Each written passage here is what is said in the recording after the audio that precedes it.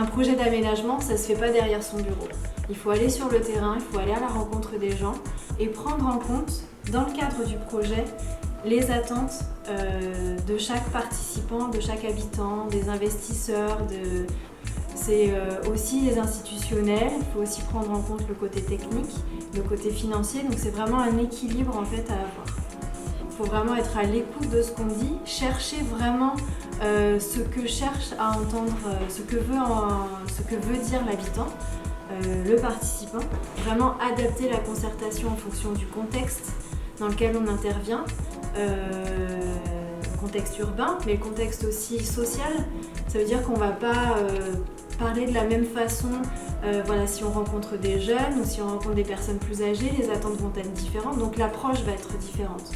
Alors la concertation s'inscrit dans le cadre d'une approche urbaine durable, elle peut s'inscrire aussi dans le cadre d'un projet classique de maîtrise d'œuvre urbaine.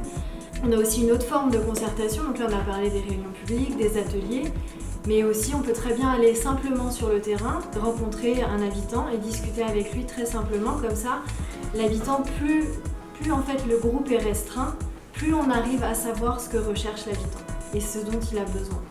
C'est vrai que nous à l'agence, ce qu'on aime bien faire et ce qui marche vraiment, c'est mettre en place des ateliers participatifs, c'est-à-dire réunir les habitants en petits groupes et leur poser des questions très précises, que ce soit en termes d'habitat, en termes de développement économique, en termes de cadre de vie, en termes de réseau.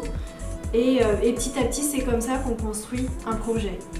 Alors souvent, on entend dire que la concertation, ça sert pas à grand chose, c'est une perte de temps, on prend l'avis des habitants, mais au final, c'est toujours le politique qui décide. Alors c'est vrai qu'on entend souvent ça, mais quand la concertation est bien menée, on arrive à prendre en compte les besoins et les attentes des habitants. Parce que c'est vrai qu'un projet accepté par les habitants et vraiment appréhendé par les habitants, c'est un projet pour nous qui est réussi.